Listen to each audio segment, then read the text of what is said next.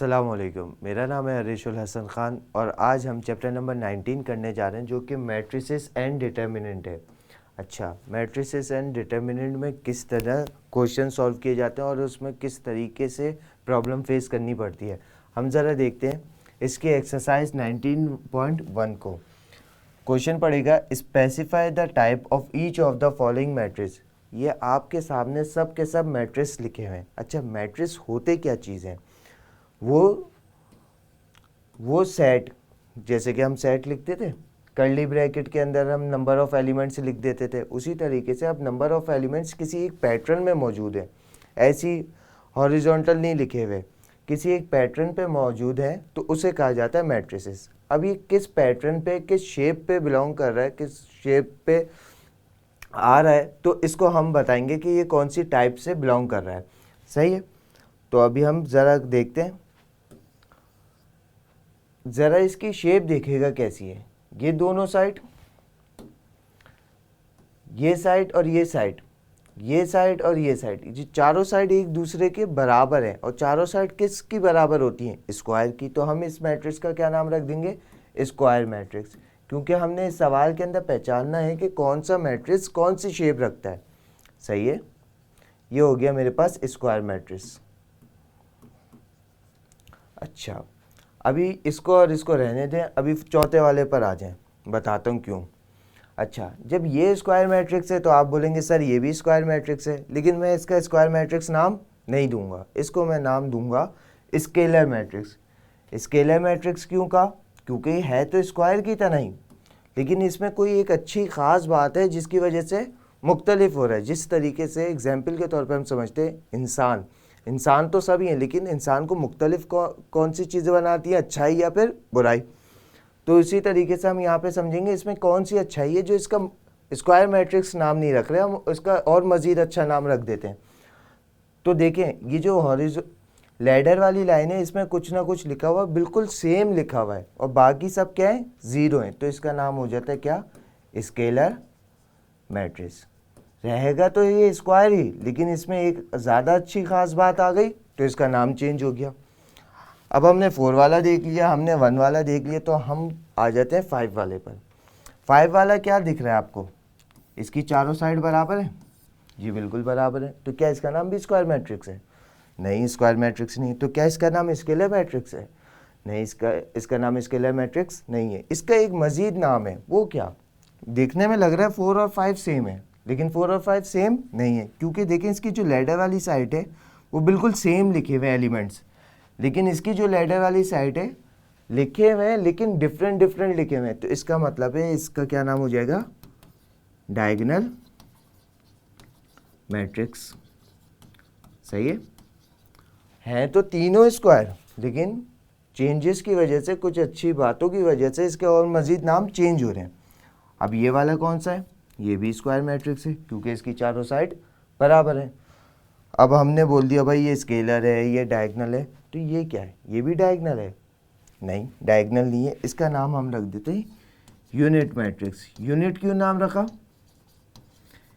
क्योंकि है तो ये डायगोनल की तरह, बाकी तमाम एलिमेंट ज़ीरो, लेकिन जो लैडर वाली साइड है उसमें सेम होना चाहिए। तो सर आप डायगोनल क्यों बोल रहे हैं? आपको बोलना चाहिए था स्केलर मैट्रिक्स, क्योंकि सेम आ रहे हैं।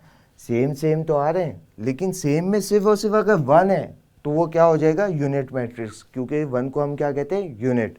अगर इसकी जगह 2 कोई और नंबर भी सेम लिखा होता तो मैं इसका नाम यूनिट मैट्रिक्स नहीं देता। कौन सा वाला देता फिर? Scalar matrix. बात आपको समझ आ रही होगी। अगर सेम है जैसे कि ये, और बाकी सब ज़ीरो है तो स्केलर मैट्रिक्स। अगर सेम नहीं है, बाकी सब ज़ीरो हैं, तो डायगोनल मैट्रिक्स। अगर सब सेम है लेकिन सिर्फ और सिर्फ 1 में है तो वो क्या आ जाएगा? Unit matrix. सही, अब आगे चलते हैं, ज़रा देखते हैं। अब इसको हमने जो छोड़ा था वो क्यों छोड़ा था, बस इसको ज़रा देख लेते हैं। अब ये कौन सी शेप दिख रही है आपको? रेक्टेंगल, क्योंकि इसकी 2 साइड आपस में बराबर है और 2 अदर साइड और बराबर हैं एक दूसरे के, मतलब चारों साइड एक दूसरे के बराबर नहीं है। जब ये चारों साइड एक दूसरे के बराबर नहीं है तो हम इसका नाम क्या दे देंगे? दिखने में कैसा लग रहा है आपको? वर्टिकल लग रहा है, क्योंकि खड़ी साइड है। सही। वर्टिकल है तो इसका नाम क्या हो जाएगा, कॉलम मैट्रिक्स। क्या नाम हो जाएगा, कॉलम मैट्रिक्स। सही। अच्छा, अब ये भी सर रेक्टेंगल मैट्रिक्स होगा। जी बिल्कुल, रेक्टेंगल मैट्रिक्स तो है, लेकिन इसमें एक अच्छी बात क्या आ गई, क्योंकि अब ये वर्टिकल नहीं है, कौन सी चीज़ में, हॉरिजॉन्टल में। तो हॉरिजॉन्टल का क्या नाम होता है, रॉ मैट्रिक्स। सही। क्वेश्चन नंबर 1 में हमने सिर्फ और सिर्फ ये सीखा कि किस मैट्रिक्स को किस शेप का नाम दिया जाता है। तो अब देखते हैं क्वेश्चन नंबर 2। क्वेश्चन नंबर 2 क्या कह रहा है, जिस तरीके से वहाँ पे हमने नाम रखना सीखे थे, शेप के क्या नाम होते हैं, अब यहाँ पे ऑर्डर सीखना है। देखें क्या लिखा हुआ है, what is the order of each of the following matrix.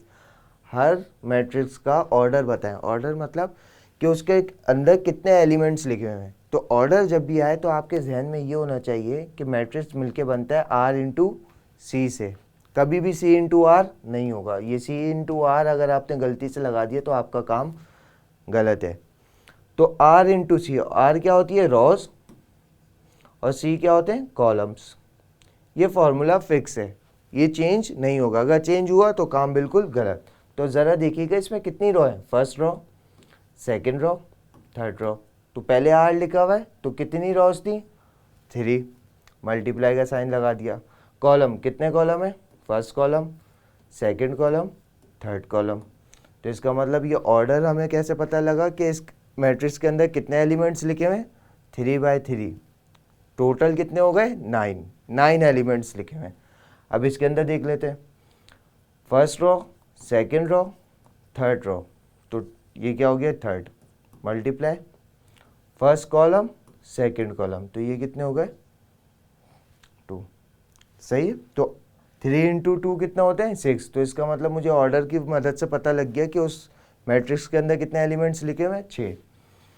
ये कितने हैं, एक ही रो है और एक ही कॉलम है, लेकिन फॉर्मूले के हिसाब से हम क्या लिखेंगे, आर इंटू सी। इसका मतलब 1, 1 1 जा 1। तो अब हमने क्वेश्चन नंबर 1 सीख लिया, क्वेश्चन नंबर 2 सीख लिया, क्वेश्चन नंबर 3 की तरफ चलते हैं। क्वेश्चन नंबर 3 क्या कह रहा है, check whether the following matrices और सिमेट्रिक मैट्रिक्स और स्क्यू सिमेट्रिक मैट्रिक्स। चेक करके बताओ ये तमाम मैट्रिक्स हैं। जाहिर सी बात है, अभी हमने समझा है कि इसको मैट्रिक्स ही कहते हैं। फिर इनको तसल्ली नहीं हुई, इन्होंने बोला बताओ इसमें से खासियत कि वो सिमेट्रिक मैट्रिक्स है या स्क्यू सिमेट्रिक मैट्रिक्स है। सही है, मैं आपको पहले एग्जाम्पल से समझा देता हूँ कि अगर मैं किसी मैट्रिक्स का ट्रांसपोज लूँ, सही है, जैसे मैं फॉर एग्जांपल 2 समझ लेते हैं, अगर मैं 2 का ट्रांसपोज लूँ तो आंसर सिर्फ और सिर्फ सेम 2 आ रहा है। 2 का ट्रांसपोज लेने पर आंसर 2 आ रहा है, बिल्कुल एज इट इज़ वही चीज़ आ रही है। तो इसका मतलब वो क्या हो जाएगा, सिमेट्रिक मैट्रिक्स हो जाएगा। लेकिन आंसर 2 लेने पे मेरे पास -2 आया फॉर एग्जांपल, सही है, आना क्या चाहिए था, 2 ही आना चाहिए था। ट्रांसपोज लेने पे क्या आया, -2, लेकिन आना क्या चाहिए था, 2। तो मुझे इसको -2 से 2 बनाने के लिए क्या ज़रूरत पड़ेगी, माइनस से मल्टीप्लाई करवाना पड़ेगा। और जब मुझे माइनस से मल्टीप्लाई करवाना पड़ेगा और मुझे मल्टीप्लाई करवाना पड़ गया, तो इसका मतलब वो फिर क्या बन जाएगा, स्क्यू सिमेट्रिक मैट्रिक्स। देखा, सेम है लेकिन थोड़ा सा फ़र्क है। अगर आंसर सेम आ जाए ट्रांसपोज लेने पर तो सिमेट्रिक मैट्रिक्स, अगर आंसर सेम ना आए, मुझे मजीद काम करना पड़े, वो काम क्या होगा कि माइनस से मल्टीप्लाई करवाना पड़ेगा। और अगर माइनस से मल्टीप्लाई करवाना पड़ गया तो वो स्क्यू सिमेट्रिक मैट्रिक्स बन जाएगा। अब ये ट्रांसपोज क्या होता है, किस बला का नाम है, अभी हम देख लेते हैं। तो इसको रब किया, क्वेश्चन को ज़रा देखिएगा, लिखते हैं हम। मुझे बताएं कि ये रॉ क्या है, फर्स्ट रॉ ये है, सेकंड रॉ ये है, थर्ड रॉ ये है। फर्स्ट कॉलम ये है, सेकंड कॉलम ये और थर्ड कॉलम ये है। अभी तो सर ने कहा था कि फॉर्मूला चेंज नहीं होना चाहिए, आर इंटू सी रहना चाहिए, लेकिन ट्रांसपोज कहता है फार्मूला चेंज नहीं होगा, आप फिक्र ना करो फार्मूला चेंज। लेकिन ट्रांसपोज का काम क्या होता है कि रॉ वाले तमाम एलिमेंट्स कॉलम में लिख दिए जाएंगे और कॉलम वाले तमाम एलिमेंट्स रॉ में लिख दिए जाएंगे। अब जैसे कि हम बैक करके देखते हैं, एक एक करके आपको समझाता हूँ।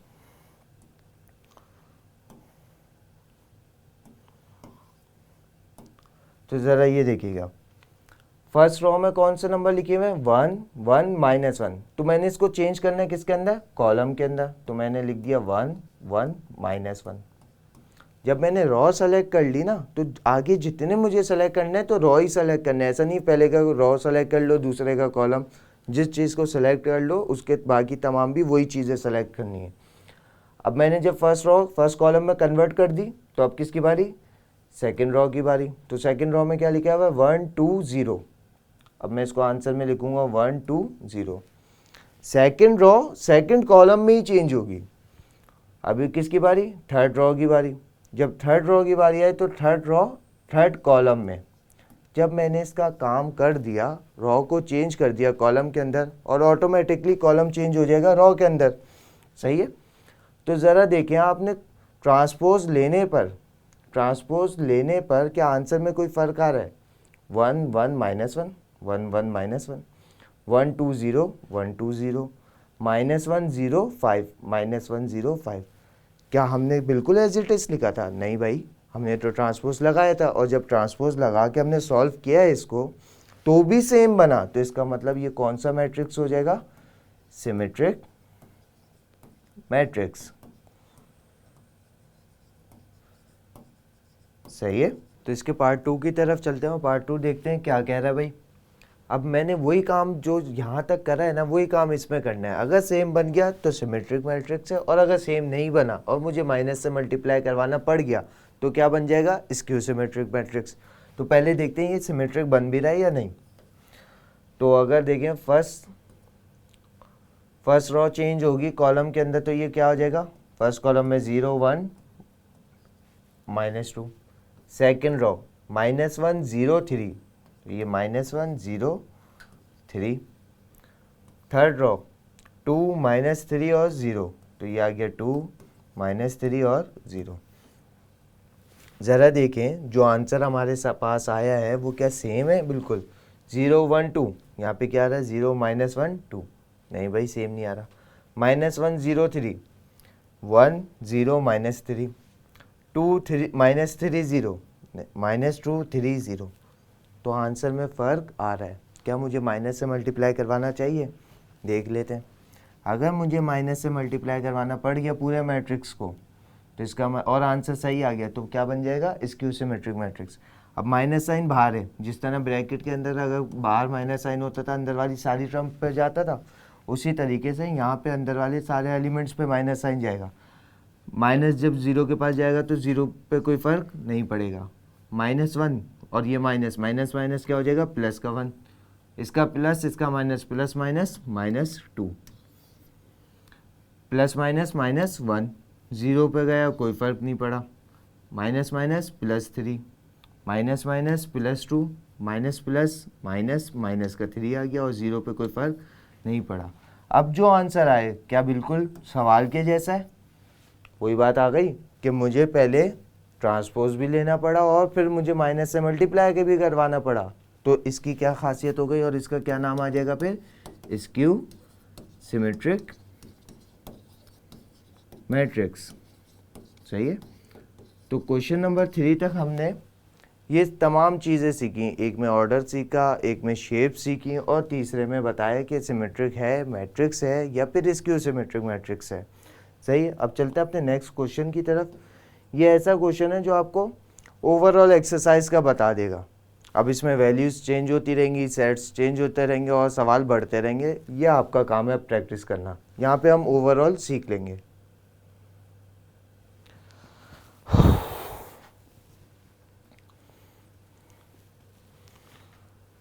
तो क्वेश्चन नंबर 4 देखें क्या कह रहा है। इफ़ ए मैट्रिक्स, मैट्रिक्स बताया हुआ है, बी मैट्रिक्स, मैट्रिक्स बताया हुआ है, सी मैट्रिक्स, मैट्रिक्स बताया हुआ है, डी मैट्रिक्स बताया हुआ है, एंड ई मैट्रिक्स। टोटल कितने मैट्रिक्स दिए हुए, 5 मैट्रिक्स दिए हुए। और आगे क्या बोला जा रहा है, then compute the following if possible. अगर इनको आपस में सॉल्व करके देखो, अगर ये हो पा रहे हैं। फॉर एग्जाम्पल अब इन्होंने ये बात क्यों कही है, सबसे पहले हम ऑर्डर लिख लेते हैं। ये कौन सा वाला ऑर्डर है, आपको सिखाया था 2/2, क्योंकि 2 रॉ 2 कॉलम। जब ये 2 रॉ 2 कॉलम है तो ये भी सेम है, ये वाला भी सेम है, ये वाले कितने हैं, 3 रॉ 3 कॉलम, तो 3/3 का आ गया। ये वाला भी 3/3 का आ गया। क्लियर हो रहा है?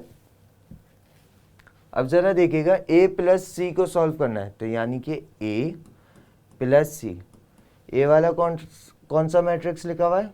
1 -1 0 1, सही है। प्लस का साइन आ गया। सी वाला मैट्रिक्स लिख देते हैं भाई। सी वाला क्या लिखा हुआ है? 2 3 -1 2, सही है। क्लियर हो रहा है? अभी सिर्फ हमने उसके सेट्स उतार के लिख दिए, यानी कि मैट्रिसेस उतार के लिख दिए। अब ज़रा देखें, ऑर्डर सेम है तो सॉल्व हो सकता है। अब इस बात को पकड़ मत लेगा कि ऑर्डर ही सेम होगा तो सॉल्व होगा, नहीं, ऐसा नहीं है। अब जब ये प्लस हो रहा है तो इसका मतलब है पहला वाला पहले वाले के साथ, दूसरा वाला दूसरे वाले के साथ, तीसरा वाला तीसरे वाले के साथ और चौथा वाला चौथे वाले के साथ जाके सॉल्व हो जाएगा। प्लस हो, माइनस हो, इक्वल टू हो, इन तीनों का काम एक जैसे ही होगा, सही है। तो इसका मतलब ये मज़ीद सॉल्व हो सकता है। तो अब मैं एक सेट लिखूंगा जिसके अंदर पहला वाला पहले वाले के साथ जाएगा, तो 1 + 2 आ गया, -1 + 3, क्योंकि बीच में क्या हो रहा है? प्लस हो रहा है। 0 प्लस क्योंकि हो रहा था और -1 उसकी वैल्यू है, सही है, तो मैंने ऐसे लिख दिया 1 + 2, तो ये आ गया 1 + 2। तमाम एलिमेंट्स पहले वाले मैट्रिक्स के तमाम एलिमेंट दूसरे वाले मैट्रिक्स के साथ एडजस्ट हो गए, तो इसका मतलब ये सॉल्व हो सकता है। तो a + c के मैट्रिक्स का आंसर मिलकर क्या आएगा, अभी देख लेते हैं। 1 + 2 कितना हो गया? 3। 0 ± 1, तो ये क्या हो गया? -1। -1 प्लस का 3, तो ये क्या हो गया? 2। 1 + 2 कितना होता है? 3, सही है। तो इसका मतलब ये सॉल्व हो सकता है और हो गया है। लेकिन हमें पता कैसे चलेगा कि ये आंसर सही आया? तो इसका हम पहचानेंगे ऐसे कि जो पहला वाला मैट्रिक्स आप सॉल्व करो उसका ऑर्डर क्या है? 2/2। दूसरा वाला सॉल्व करो उसका ऑर्डर क्या है? 2/2। अब पहले वाले मैट्रिक्स का आपने क्या कंसिडर करना है? पेन चेंज कर लेता हूँ। पहले वाले मैट्रिक्स की रो और दूसरे वाले मैट्रिक्स के कॉलम का जो नंबर है, आपके आंसर का भी सेम वैसी बनना चाहिए। तो ज़रा देखिए, दोनों को मिला के क्या बनेगा? 2/2। आंसर में देखें 2 रो और 2 कॉलम आ रही हैं। अगर ऐसा आंसर सही आ रहा है और हो सकता है, तो इसका मतलब आपका आंसर बिल्कुल सही है, किसी और की कॉपी में झांकने की ज़रूरत नहीं है। अब मुझे बताएं ज़रा, ए और डी सॉल्व हो सकता था? ए के पास कौन सा वाला मैट्रिक्स है? 2/2 का। डी के पास कौन सा वाला मैट्रिक्स है? 3/3 का। तो आंसर किस में आना चाहिए? 2/3 का, क्योंकि पहले वाले की रो और दूसरे वाले का कॉलम, सही है। आंसर इसमें आना चाहिए। लेकिन पहले बताएं मुझे, ये सॉल्व हो भी सकता है? अब मैं आपको ये बात क्यों कह रहा हूँ, क्योंकि ज़रा देखें, इसके 4 एलिमेंट्स हैं और इसके कितने? 9। अगर फॉर एग्जांपल समझ लें ये 4 इससे सॉल्व हो जाएंगे, सही है, फॉर एग्जांपल समझ लें, तो ये बाकी सब क्या करेंगे?